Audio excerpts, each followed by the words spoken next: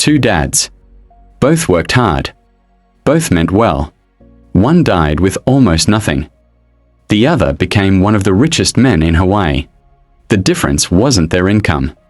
It wasn't luck. It was what each one believed about money, and passed on without ever saying it out loud. This is Rich Dad Poor Dad by Robert Kiyosaki. The book is built around two father figures in his life.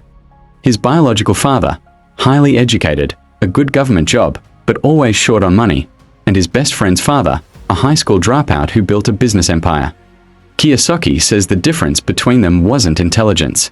It was a handful of ideas about money that most of us are never taught. Here are the 5 that matter most. 1. Make money work for you. Poor Dad's advice was simple. Go to school, get good grades, find a safe job. Rich Dad's advice was different. Don't work for money, learn how money works, so it can work for you. The poor and middle class work their whole lives earning money for someone else. The rich spend their time acquiring things that generate money without their direct labor.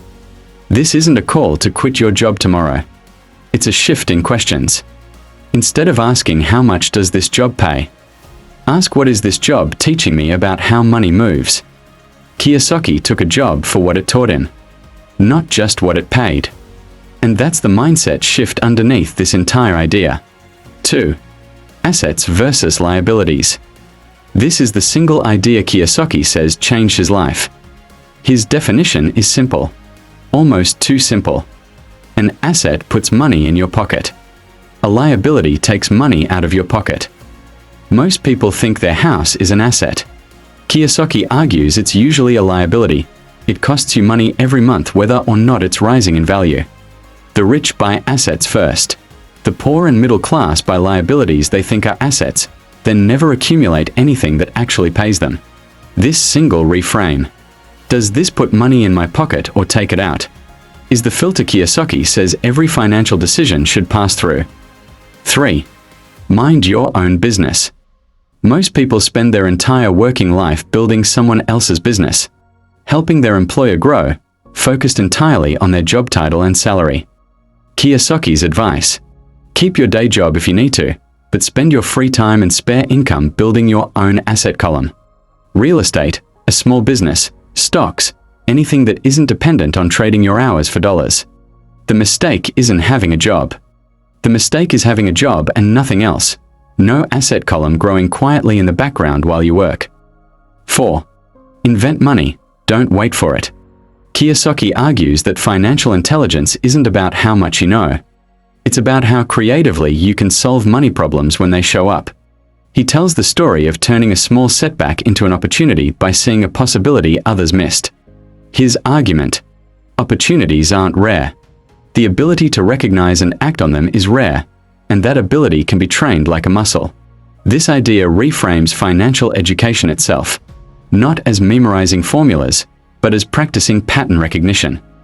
The more financial reps you get, spotting opportunities and taking small risks, the sharper this instinct becomes.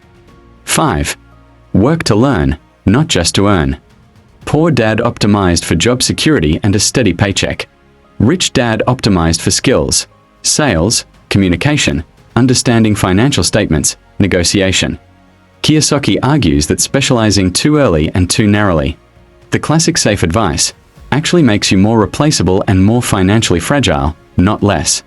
His suggestion: in your early working years, chase the skills that make you valuable everywhere, not just the paycheck that feels comfortable right now. A broad financial and communication skill set is itself an asset, one no employer or market downturn can take from you. 3 things to actually do with this. 1. Track your real cash flow this month. For everything you own, ask honestly: does it put money in my pocket or take it out? 2. Pick one asset category. Real estate, a small side business, index funds, and spend an hour this week just learning its basics. 3. In your current job, identify one skill you're being taught that will still be valuable if you left tomorrow. If there isn't one, that's information too. The book isn't really about real estate or business. It's about 2 competing belief systems about money, and most of us inherited one without ever choosing it. If this shift in thinking is useful to you, subscribe, Next week I'm breaking down Die with Zero and the uncomfortable math behind why saving too much might be its own financial mistake.